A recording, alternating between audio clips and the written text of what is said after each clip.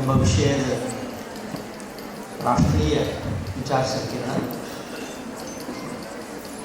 ಈ ವಿಚಾರ ಸಂಕಿರಣದ 2ನೇ ದಿನದ 5ನೇ ಗೋಷ್ಠಿ ಹಿರೇಮಠವನ್ನು ಬಸವ ಮಠವನ್ನಾಗಿಸಿದ ಪೂಜ್ಯರು ಎಂಬ ವಿಷಯದ ಈ ಗೋಷ್ಠಿಯ ಸಂಪನ್ಮೂಲ ವ್ಯಕ್ತಿಗಳಾದಂತಹ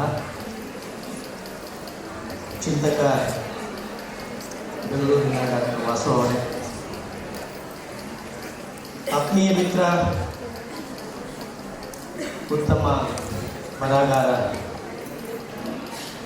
ಪ್ರಕಾಶ್ ನಿರ್ಮಲನವರೇ, ವೇದಿಕೆಯ ಮೇಲೆ ಹಾಗೂ ವೇದಿಕೆಯ ಎದುರುಗಡೆ ಇರುವಂತಹ ಸಮಸ್ತ ಶರಣ ಬಂಧುಗಳೇ, ಮಾಧ್ಯಮ ಮಿತ್ರರೇ, ಗುರುಕುಲದ ಸಮಸ್ತ ಸಿಬ್ಬಂದಿ ವರ್ಗದವರೇ, ಮುದ್ದು ವಿದ್ಯಾರ್ಥಿಗಳೇ, ಮೊದಲಿಗೆ ವಿಶ್ವಗುರು ಬಸವಣ್ಣನವರನ್ನು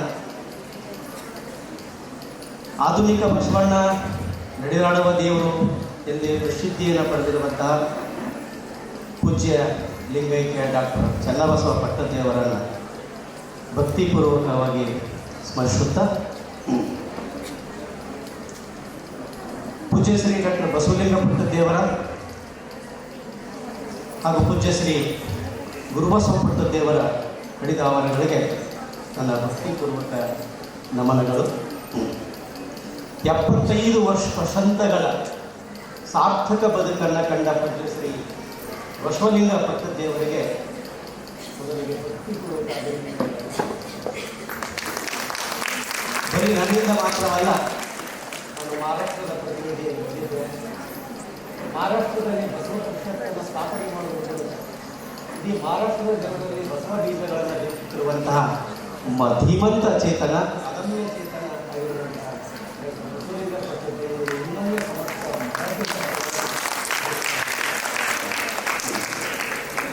ನಾವು 12ನೇ ಶತಮಾನದ ಬಸವಾದಿ ಶರಣರನ್ನಂತೂ ಕಂಡಿಲ್ಲ, ನೋಡಿಲ್ಲ. ನಾವಿರೋದು 21ನೇ ಶತಮಾನದಲ್ಲಿ. ಬಸವಾದಿ ಶರಣರು ಆಗೋಗಿರುವುದು 12ನೇ ಶತಮಾನದಲ್ಲಿ. ಭಾರತೀಯ ಪೂಜ್ಯ ಚನ್ನಬಸವ ಪಟ್ಟದೇವರನ್ನು, ಡಾಕ್ಟರ್ ಬಸವಲಿಂಗ ಪಟ್ಟದೇವರನ್ನು ಹಾಗೂ ಗುರುಬಸವ ಪಟ್ಟದೇವರನ್ನು ಹಾಗೂ ಅವರು ಹಾದು ಬರುತ್ತಿರುವ ದಾರಿಯನ್ನು ಮತ್ತು ಬಂದಿರುವ ದಾರಿಯನ್ನು ನೋಡಿದರೆ ಬಹುಶಃ 12ನೇ ಶತಮಾನದ ಬಸವಾದಿ ಶರಣರು ಕೂಡ ಹೀಗೇ ಇದ್ದರೆ.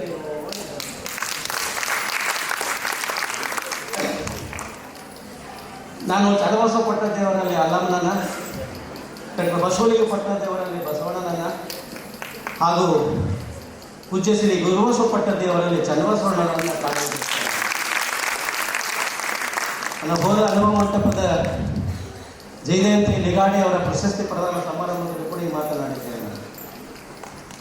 ಯಾಕಂದ್ರೆ ಅವರನ್ನು ನಾವು ನೋಡಿಲ್ಲ, ಅವರು ಇದೇ ರೀತಿ ಕೆಲಸ ಮಾಡ್ತಾ ಇದ್ರೇನೋ ಅಂತ ನನಗೆ ಅನಿಸ್ತದೆ.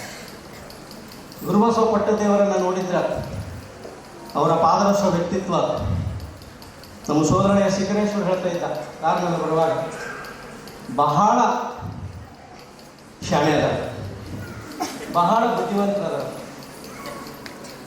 ಬಹಳ ಡಿಸಿಷನನ್ನು ಬಹಳ ಚೆನ್ನಾಗಿ ತಗೋತಾರೆ ಅನ್ನುವ ಮಾತನ್ನು ಅವ್ರು ಆಡಿದ್ರೆ ನೋಡಿದರೆ ಆವಾಗಲೂ ಕೂಡ ನನ್ನ ಮನಸ್ಸಿನಲ್ಲಿ ಬಂದು ಹೋಯಿತು, ಬಹುಶಃ ಚನ್ನಬಸವನು ಹೀಗೆ ಇದ್ರೇನೋ ಅಂತ ನನಗೆ ಅನಿಸ್ತದೆ. ಬಸವಲಿಂಗ ಪಟ್ಟದೇವರು ಅವರು ದೀಕ್ಷೆ ಕೊಡುವಂಥ ಸಂದರ್ಭದಲ್ಲಿ, ಸಿಂಹಾಸನದಲ್ಲಿ ಕೂಡಿಸುವಂಥ ಸಂದರ್ಭದಲ್ಲಿ ಗುರುಬಸವ ಇಡುವ ಬದಲಾಗಿ ಚನ್ನಬಸವಣ್ಣ ಇಡಬೇಕಾಗಿತ್ತೇನೋ ಅಂತ ನನ್ನ ಭಕ್ತಿಯಲ್ಲಿ ಅವರು ಚನ್ನಬಸವಣ್ಣನೇ ಅನ್ನುವಂಥ ಮಾತನ್ನು ಈ ಸಂದರ್ಭದಲ್ಲಿ ಹೇಳ್ತಾ, ನಿಜವಾಗಲೂ ಇನ್ನೊಂದು ಮಾತನ್ನು ಹೇಳ್ತೀನಿ ನಾನು. ಬಸವಲಿಂಗ ಪಟ್ಟದೇವರು ತುಂಬ ಪುಣ್ಯಶಾಲಿ. ಯಾಕೆ ಪುಣ್ಯಶಾಲಿ ಅಂತ ನಾನು ಹೇಳಕ್ಕೆ ಇಷ್ಟಪಡ್ತೀನಿ ಇಲ್ಲಿ ಅಂತಂದರೆ, ಚನ್ನಬಸವ ಪಟ್ಟದೇವರಂಥ ಸಮರ್ಥ ಗುರು, ಚನ್ನಬಸವ ಪಟ್ಟದೇವರಂಥ ಸಮರ್ಥ ಗುರು ಪೂಜ್ಯ ಶ್ರೀ ಗುರುಬಸವ ಪಟ್ಟದೇವರಿಗೆ ದೊರೆತಿದ್ದಾರೆ. ಹಾಗೆಯೇ ಪೂಜ್ಯ ಗುರುಬಸವ ಪಟ್ಟದೇವರಂಥ ಯೋಗ್ಯ ಶಿಷ್ಯ ಅವರಿಗೆ ದೊರೆತಿದ್ದಾರೆ. ಹೀಗಾಗಿ ಗುರಿ ತೋರಿಸ್ತಕ್ಕಂಥ ಗುರು, ಆ ಗುರಿ ಕಡೆ ಕೊಂಡೊಯ್ಯುವಂಥ ಶಿಷ್ಯ. ಹೀಗಿದ್ದಾಗ ಮಾತ್ರ ಪೂಜ್ಯ ಬಸವಲಿಂಗ ಪಟ್ಟದೇವರು 75 ವರ್ಷಗಳ ಬರೀ ಬದುಕಲ್ಲ, ಸಾಧನೆಯ ಬದುಕನ್ನು ಕಂಡಿದ್ದಾರೆ. ಬಹಳ ಬಡವರಿದ್ದರು ತುಂಬ ಬದುಕನ್ನು ಕಾಣ್ತಾರೆ. ಆದರೆ ಬಸವಲಿಂಗ ಪಟ್ಟದೇವರು ನಮ್ಗೆ ಯಾಕೆ ವಿಶಿಷ್ಟ ಕಾಣ್ತಾರ, ನಾವು ಯಾಕೆ ಓಡೋಡಿ ಬರ್ತಾ ಇದ್ದೀವಿ ಅಂತಂದ್ರೆ, ನಿಜವಾಗ್ಲೂ ನಾನು ಅಕ್ಕಲಕೋಟೆಗೆ ಹೋಗಿ 30 ವರ್ಷ ಆಯ್ತು, ಆದರೆ ನನ್ನ ಮನಸ್ಸಿರೋದೆಲ್ಲ ಇಲ್ಲಿ. ಇದರ ಕಾರಣ ಏನು ಅಂತಂದರೆ, ಬಸವಲಿಂಗ ಪಟ್ಟದೇವರನ್ನು ನಾನು ಬಹಳ ಹತ್ತಿರದಿಂದ ಕಂಡಿದ್ದೀನಿ, ಅವ್ರ ಕೆಲಸಗಳನ್ನು ನೋಡಿದ್ದೀನಿ. ಅದಕ್ಕಾಗಿ ನನಗೆ ಯಾವತ್ತೂ ಇಲ್ಲೇ ಬರಬೇಕು ಅನ್ನಿಸ್ತದೆ. ಅಂತೆಯೇ ಪೂಜ್ಯ ಬಸವಲಿಂಗ ಪಟ್ಟದೇವರು ಅಮೃತ ವರ್ಷದ ಸಾಧನೆಯನ್ನು ಕಂಡಿದ್ದಾರೆ ಅನ್ನುವಂಥ ಮಾತನ್ನು ಹೇಳ್ತಾ, ಹಿರಿಯ ವಿದ್ವಾಂಸ ಮೇಲಾಗಿ ಆತ್ಮೀಯ ಗೆಳೆಯರಾಗಿದ್ದರೆ ನಾನು ಬರಬೇಕಾಗಿತ್ತು. ಅನಾರೋಗ್ಯ ಕಾರಣದಿಂದ ಅವರು ಬಂದಿಲ್ಲ, ಅವರ ಸ್ಥಾನವನ್ನು ಗಿರಿಮಣ್ಣವರು ತುಂಬಿದ್ದಾರೆ. ಹಾಗೆ ಹಿರಿಯ ಚಿಂತಕ ವಾಸು ಅವರು ಇರುವ ಈ ಗೋಷ್ಠಿಗೆ ನಾನು ಅಧ್ಯಕ್ಷನಾಗಿ ಮಾತಾಡಬೇಕು ಬಯಸೋದಿಲ್ಲ. ನಾನು ಕೂಡ ಅವರ ಹಾಗೆಯೇ ಈ ವಿಷಯ ಕುರಿತು ಕೆಲವೊಂದು ವಿಚಾರಗಳನ್ನು ನಿಮ್ಮೊಂದಿಗೆ ಹಂಚಿಕೊಳ್ಳಕ್ಕೆ ನಿಂತಿದ್ದೀನಿ ಎನ್ನುವಂಥ ಮಾತನ್ನು ಈ ಸಂದರ್ಭದಲ್ಲಿ ಹೇಳ್ತಾ, ಪೂಜ್ಯ ಶ್ರೀ ಡಾಕ್ಟರ್ ಬಸವಲಿಂಗ ಪಟ್ಟದೇವರನ್ನು ಈಗಲೇ ಹೇಳಿದೆ ನಾನು, 1-2 ವರ್ಷ ಅಲ್ಲ, ಕಳೆದ 35 ವರ್ಷಗಳಿಂದ ಅವರನ್ನು ನಾನು ತುಂಬ ಹತ್ತಿರದಿಂದ ಕಾಣುತ್ತಾ ಬಂದಿದ್ದೇನೆ. ಒಬ್ಬ ಸಾಹಿತಿಯಾಗಿ, ಒಬ್ಬ ಚಿಂತಕನಾಗಿ, ಒಬ್ಬ ಅಭಿಮಾನಿಯಾಗಿ, ಒಬ್ಬ ಭಕ್ತನಾಗಿ, ಹೀಗೆ ಹಲವು ನೋಟಗಳಿವೆ. ಬರೀ ಒಂದು ನೋಟದಿಂದ ಅಲ್ಲ, ಭಕ್ತನಾಗಿ ಅಲ್ಲ, ಒಬ್ಬ ಸಾಹಿತಿಯಾಗಿ, ಚಿಂತಕನಾಗಿ, ಸೂಕ್ಷ್ಮ ಮನಸ್ಸಿನವನಾಗಿ ಡಾಕ್ಟರ್ ಬಸವಲಿಂಗ ಪಟ್ಟದೇವರನ್ನು ನಾನು ಕಂಡಿದ್ದೇನೆ. ಅವರ ಬಗ್ಗೆ ಪುಸ್ತಕ ಬರೆಯುವಂಥ ಯೋಗ ಕೂಡ ನನಗೆ ಸಿಕ್ಕಿದೆ. ಅಷ್ಟೇ ಅಲ್ಲ, 2010ರಲ್ಲಿ ಅದೇ ಪುಸ್ತಕವನ್ನು ಕೊಡ್ತಾ ಇದ್ದಾರೆ. ನನಗೆ ತುಂಬ ಖುಷಿಯಾಗಿದೆ, ತುಂಬ ಖುಷಿಯಾಗಿದೆ. ಮತ್ತಿಷ್ಟು ನನ್ನ ಅಭಿಮಾನ ಈ ವೇದಿಕೆಯಲ್ಲಿ ಹೆಚ್ಚಿದೆ ಅನ್ನುವಂಥ ಮಾತನ್ನು ಈ ಸಂದರ್ಭದಲ್ಲಿ ನಾನು ಹೇಳ್ತೀನಿ. ಹಾಗೆಯೇ ಅಭಿನಂದನ ಗ್ರಂಥ ಸಂಪಾದಿಸುವಂಥ ನಾಡಿನ ಖ್ಯಾತ ಸಂಶೋಧಕ, ನಾಡಿನ ಖ್ಯಾತ ವಿದ್ವಾಂಸ ಡಾಕ್ಟರ್ ಅವರೊಂದಿಗೆ ಕೂಡಿ ಅವರ ಅಭಿನಂದನ ಗ್ರಂಥವನ್ನು ಸಂಪಾದಿಸುವಂತಹ ಶ್ರೇಯವೂ ಕೂಡ ನನಗೆ ಗೊತ್ತಿರ್ತಕ್ಕಂಥದ್ದು ಅನ್ನುವಂಥ ಮಾತನ್ನು ಹೇಳ್ತೀನಿ. ಅಷ್ಟೇ ಅಲ್ಲ, ಇಲ್ಲಿ ನಡೆದಿರ್ತಕ್ಕಂಥ 9ನೇ ಅಖಿಲ ಭಾರತ ಶರಣ ಸಾಹಿತ್ಯ ಪರಿಷತ್ತಿನ ಸ್ಮರಣ ಸಂಪುಟದ ಸಂಪಾದನೆ ಜವಾಬ್ದಾರಿ ಕೂಡ ನನ್ನ ಮೇಲೆ ಇತ್ತು. ಅದನ್ನು ಕೂಡ ನಾನು ಸಾರ್ಥಕವಾಗಿ ಮಾಡಿದ್ದೇನೆ ಎನ್ನುವಂಥ ಅಭಿಮಾನದ ಮಾತನ್ನು ಕೂಡ ಹೇಳ್ತೀನಿ. ಇಷ್ಟೇ ಅಲ್ಲ, ಇನ್ನೂ ನಾನು ಹಸಿ ಯುವಕನಾಗಿದ್ದಾಗ ಪೂಜ್ಯ ಶ್ರೀ ಲಿಂಗೈಕ್ಯ ಡಾಕ್ಟರ್ ಚನ್ನಬಸವ ಪಟ್ಟದೇವರು ಬದುಕಿರುವಾಗಲೇ ಮಡಿವಾಳೆಯ ಅಪ್ಪರಾವ್ ಜಾರತೆ, ವಿಶ್ವನಾಥ ಇಂಜಿನಿಯರ್ ಅವರ ಸಹಕಾರದಿಂದ ಬಸವ ಕಲ್ಯಾಣದ ಅನುಭವ ಮಂಟಪ ಹಾಗೂ ಶರಣ ಸ್ಮಾರಕಗಳ ಬಗ್ಗೆ ಲೇಖನ ಬರೆದು ಚಿತ್ರೀಕರಣ ಮಾಡುವಂತಹ ಯೋಗವು ಕೂಡ ಬಸವಲಿಂಗ ಪಟ್ಟದೇವರ ಸಾನ್ನಿಧ್ಯದಲ್ಲಿ ನನಗೆ ಗೊತ್ತಿರ್ತಕ್ಕಂಥದ್ದು.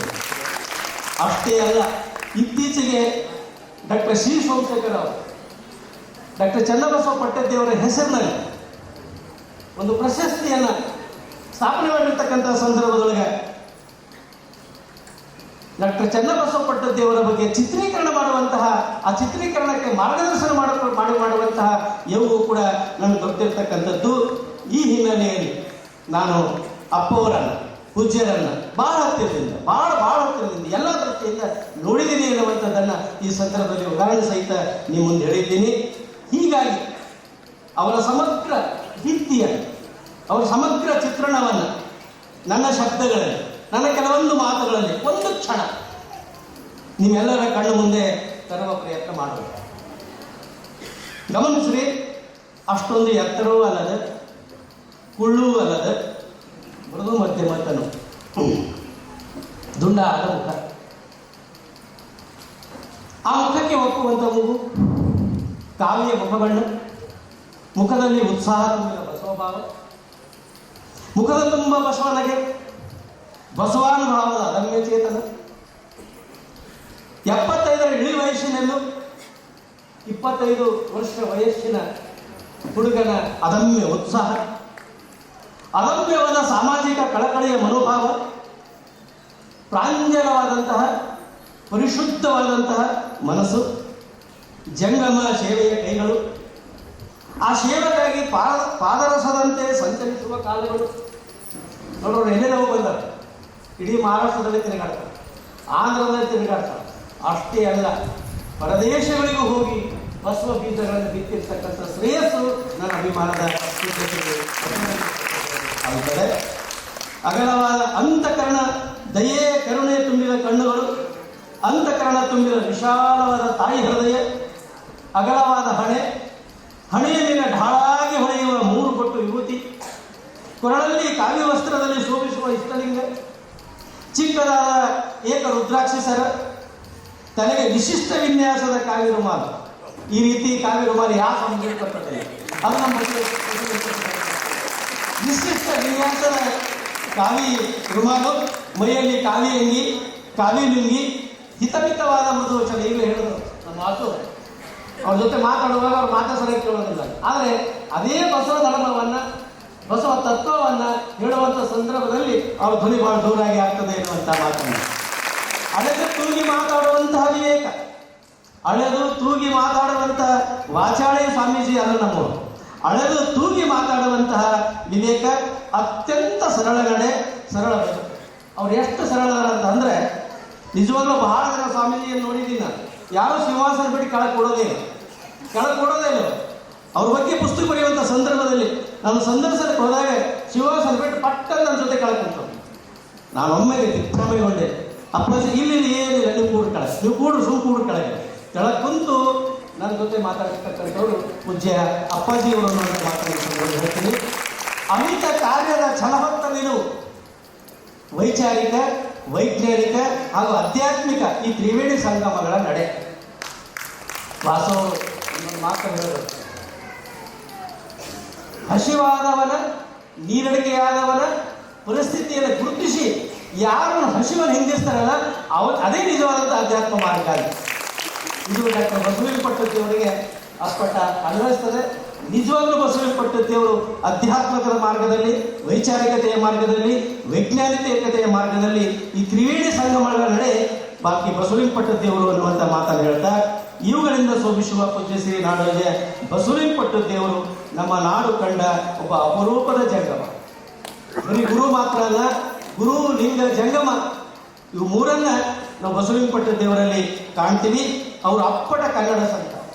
ಈಗಾಗಲೇ ವಿಕ್ರಮ್ ವಿಶ್ವಾಸಿಯವರು ಅಕ್ಷರ ಸಂತ ಎನ್ನುವ ಗೋಷ್ಠಿಯಲ್ಲಿ ಬಹಳ ಅರ್ಥಪೂರ್ಣವಾದಂತಹ ಮಾತುಗಳನ್ನು ಅವರ ಬಗ್ಗೆ ಆಡಿದರು. ದಿವ್ಯ ಬಸವಚೇತನ, ಬಸವ ಮನಸ್ಸಿನ ಮಹಾಮಹಿಮ, ಬಸವ ಮಾರ್ಗದ ಮಹಾಪತಿ. ಬೇರೆ ಇಲ್ಲ. ನಿನ್ನೆ ಗುರು ತುಂಬಾ ಕೆಟ್ಟದಾಗಿತ್ತು. ಆ ಮಾತುಗಳನ್ನು ಈ ಸಂದರ್ಭದಲ್ಲಿ ಹೇಳೋದಿಲ್ಲ, ಅದು ತುಂಬಾ ಕೆಟ್ಟದಾಗಿತ್ತು.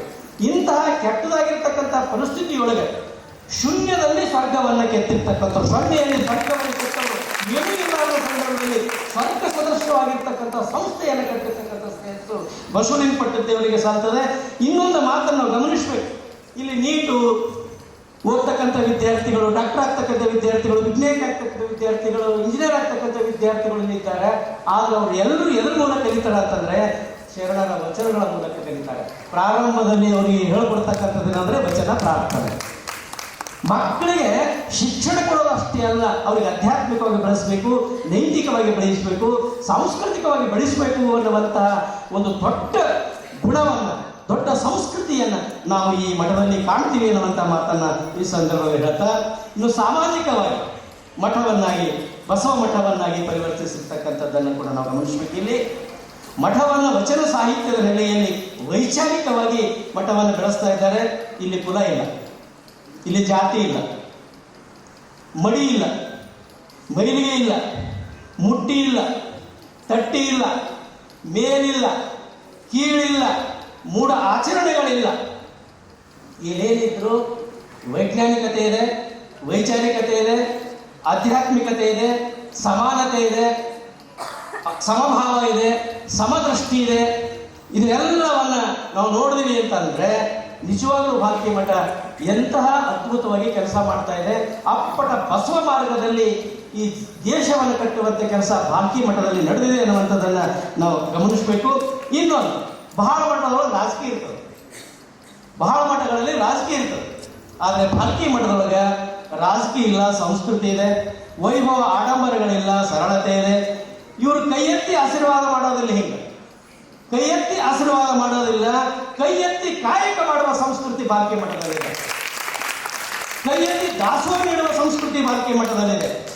ಈ ಮಠ ಗುಡಿ ಕಟ್ಟುವುದಿಲ್ಲ, ಆ ಗುಡಿಯೊಳಗೆ ಲಿಂಗ ಸ್ಥಾಪನೆ ಮಾಡೋದಿಲ್ಲ, ಆ ಗುಡಿಗೆ ಕಳಸಾರೋಹಣ ಮಾಡುವುದಿಲ್ಲ, ಈ ಮಠ ಮನುಷ್ಯನ ಜೀವನವನ್ನು ಕಟ್ಟುವಂತ ಕೆಲಸ ಮಾಡ್ತಕ್ಕಂಥ ಎಷ್ಟು ಜನ ಜೀವನ ಕಟ್ಟಿಲ್ಲ ಅವರು ವಿಚಾರ ಮಾಡಿ.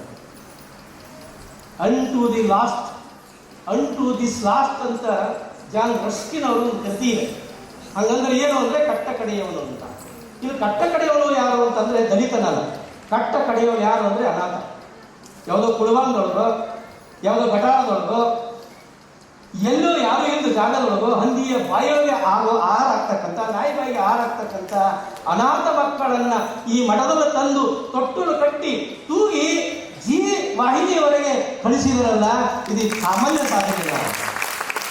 ಆ ಮಗುವನ್ನು ಕೇಳಿದ್ರೆ ನಿನ್ನ ತಂದೆ ಯಾರು? ನನ್ನ ತಂದೆ ಬಸವಲಿಂಗ ಪಟ್ಟದ್ದೇವರು. ನಿನ್ನ ತಾಯಿ ಯಾರು? ನನ್ನ ತಾಯಿ ಬಸವಲಿಂಗ ಪಟ್ಟದ್ದೇವರು. ತಂದೆ ನೀನು, ತಾಯಿ ನೀನು, ಬಂಧು ನೀನು, ಬಳಗ ನೀನು, ನೀನಲ್ಲದೆ ಮತ್ತಾರು ಇಲ್ಲವಯ್ಯ ಬಸವಲಿಂಗ ಪಟ್ಟದ್ದೇವರೇ. ತಂದೆಯಾಗಿ, ತಾಯಿಯಾಗಿ, ಬಂಧುವಾಗಿ, ಬಳಗಾಗಿ ಅನಾಥ ದಲಿತರನ್ನ ನ್ಯಾಮತ್ತನಂತ ಲವಲಿಂಗ, ನ್ಯಾಮತ್ತನಂತಹ ಮುಸ್ಲಿಂ ನವಲಿಂಗ ಇವತ್ತು ಭಾರತೀಯ ಮಠದ ಆಶೀರ್ವಾದದಿಂದ ಕರ್ನಾಟಕದ ಒಬ್ಬ ದೊಡ್ಡ ಕಲಾವಿದನಾಗಿ, ಹಾಸ್ಯ ಕಲಾವಿದನಾಗಿ ಬರೆದಿದ್ದಾನೆ. ಇದು ಅನೇಕ ಉದಾಹರಣೆಗಳು. ಒಬ್ಬ ಸಾಮಾನ್ಯ ದಲಿತ ವಿಠಲ ಇವತ್ತ ಕನ್ನಡ ನಾಡಿನ ಬಹುದೊಡ್ಡ ಸಿದ್ದರಾಮ ಶರಣರು ಬೆಲ್ದಾಳಾಗಿ ಬೆಳೆದಿರ್ತಕ್ಕಂಥ ಉದಾಹರಣೆ ಭಾರತೀಯ ಮಠದಲ್ಲಿ ಸಿಗ್ತವೆ. ಅನೇಕ ಉದಾಹರಣೆಗಳನ್ನು ನಾವು ಕೊಡ್ಬೋದು. ಹೀಗಾಗಿ ಈ ಮಠ ಮಾನವ ಜನ್ಮಕ್ಕೆ ಜಯವಾಗಲಿ ಎಂಬ ಘೋಷಣೆ ಇಲ್ಲಿ ಮಠದಲ್ಲಿ. ಈ ಮಠ ಏನ್ ಮಾಡ್ತದೆ ಅಂತಂದ್ರೆ ಮಾನವ ಜನ್ಮಕ್ಕೆ ಜಯ ತಂದು ಕೊಡುವ ಮಠ ಇದು. ಮಾನವ ಜನ್ಮಕ್ಕೆ ಬದುಕು ಕಟ್ಟಿಕೊಡುವಂತಹ ಮಠವೇ ಇದು. ಅಂತೆಯೇ ಈ ಮಠದಲ್ಲಿ ಅದೆಷ್ಟು ವಿಧವೆಯರು, ಅದೆಷ್ಟು ವಿಚ್ಛೇದಿತಿಯರು, ಅದೆಷ್ಟು ನಿರ್ಗತಿಕರು, ಅದೆಷ್ಟು ಅನಾಥರು, ಅದೆಷ್ಟು ದಲಿತರು. ಈ ಮಾತು ಹೇಳಬೇಕಾದ್ರೆ ರೋಮಾಂಚನ ಆಗ್ತದೆ, ಎಮೋಷನಲ್ ಬರ್ತೀವಿ. ಎಂತಹ ಕೆಲಸಗಳನ್ನು ಮಾಡಿದ್ದಾರೆ ಅಪ್ಪಾಜಿಗಳು ಅಂತ. ನಮ್ಮ ನೆಲದೊಳಗೆ ನಿಂತು, ನಾವು ಹುಟ್ಟಿರ್ತಕ್ಕಂಥ ನೆಲದೊಳಗೆ ನಿಂತು, ಬಸವಣ್ಣ ನಡೆದಿರುವಂಥ ನೆಲದಲ್ಲಿ ನಿಂತು ಬಸವ ಮಾರ್ಗವನ್ನು ಮತ್ತೆ ನಿರ್ಮಾಣ ಮಾಡಲು ಹೊರಟಿರ್ತಕ್ಕಂಥ ಸ್ವಾಮೀಜಿ ಅದೆಷ್ಟು ವೃತ್ತಗಳು, ಎಷ್ಟೋ ವೃತ್ತಗಳನ್ನ ಮಠದಲ್ಲಿ ಇಟ್ಕೊಂಡು ಸಾಕಿರ್ತಕ್ಕಂಥವ್ರು. ಮಕ್ಕಳಿಗೆ ವಂಚಿಯಾಗಿರ್ತಕ್ಕಂಥವ್ರಿಗೆ ಭಾರ ಆಗಿರ್ತಕ್ಕಂಥ ವೃತ್ತರಿಗೆ ಮಠದಲ್ಲಿ ಇಟ್ಕೊಂಡು ನೋಡ್ರಿ, ಸ್ವಾಮೀಜಿಯವರಿಗೆ ಯಾವುದೂ ಭಾರ ಇಲ್ಲ. ಅದಕ್ಕೆ ನಾನು ಪ್ರಾರಂಭದಲ್ಲಿ ಅವರ ದೃಷ್ಟಿ ಸೂರ್ಯ ದೃಷ್ಟಿ, ಅವರ ಹೃದಯ ಚಂದ್ರ ಹೃದಯ, ಅವರ ವ್ಯಕ್ತಿತ್ವ ಭೂಮ ವ್ಯಕ್ತಿತ್ವ ಅಂದಿದ್ದು. ಭೂಮಿಗೆ ಯಾವುದೂ ಭಾರ ಇರಲಿಲ್ಲ. ಹಾಗೆ ಬಸವಲಿಂಗ ಪಟ್ಟದ್ದೇವರಿಗೆ ಯಾವುದೇ ಭಾರ ಇರಲಿಲ್ಲ. 12ನೇ ಶತಮಾನದ ಬಸವಣ್ಣನಿಗೂ ಯಾವುದೂ ಭಾರ ಇಲ್ಲ. 12ನೇ ಶತಮಾನದ ನನ್ನ ಲೇಖನದಲ್ಲಿ ಧಾರವಾಡದ ಕರ್ನಾಟಕ ವಿಶ್ವವಿದ್ಯಾಲಯದಲ್ಲಿ ಇದನ್ನೇ ಮಾತಾಡಿದ್ದೆ ನಾನು. ಬಸವಣ್ಣನವರು ಭೂಮ ವ್ಯಕ್ತಿತ್ವ, ಅವ್ರು ಯಾರು ವಜ್ಜೆ ಆದವರಲ್ಲ. ಅದೊಂದು ಕವಿತೆ ಇದೆ, ಆ ಕವಿತೆ ಹೇಳ್ತೀನಿ ನಾನು. ಇವರು ಅನುಭಾವಿಗಳು, ದಾರ್ಶನಿಕರು. ಹೇಗಂತಂದರೆ ಅನುಭಾವ ಎಂಬುದು ಅದು ನಮ್ಮ ಒಳಗಿರ್ತಕ್ಕಂಥ ಒಳಗಣ್ಣದು. ಅನುಭಾವ ಎನ್ನುವುದು ಅನುಭಾವಿಯ ಒಳಗಣ್ಣದು. ಅದು ನೆಲಗಳಿರುವ ಸೂರ್ಯಚಂದ್ರರಂತೆ. ಅದರ ಕಣ್ಣಿಗೆ ಕಾಣುವುದೆಲ್ಲವೂ ದೇವರು. ಬಸವಣ್ಣನಿಗೆ ಕಾಣ ಕೂಡಲ ಸಂಗಮನಾಗಿ ಕಂಡ, ಶೂಳೆ ಮಹಾಶರಣಿಯಾಗಿ ಕಂಡ. ಕಬೀರನಿಗೆ ಹುಡುಕಿದರೂ ಸಿಗಲಿಲ್ಲ ಕೆಟ್ಟವರು, ಕಬೀರನಿಗೆ ಹುಡುಕಿದರೂ ಸಿಗಲಿಲ್ಲ ಕೆಟ್ಟವರು. ಗೋರಾ ಕುಂಬಾರನಿಗೆ ನಾಯಿ ನಾರಾಯಣನಿಗೆ ಕಂಡಿತು, ತಾನು ಉಣಲೆಂದು ತಂದಿದ ಬುತ್ತಿ ಬಿಚ್ಚಿ ಉಣಿಸಿದ.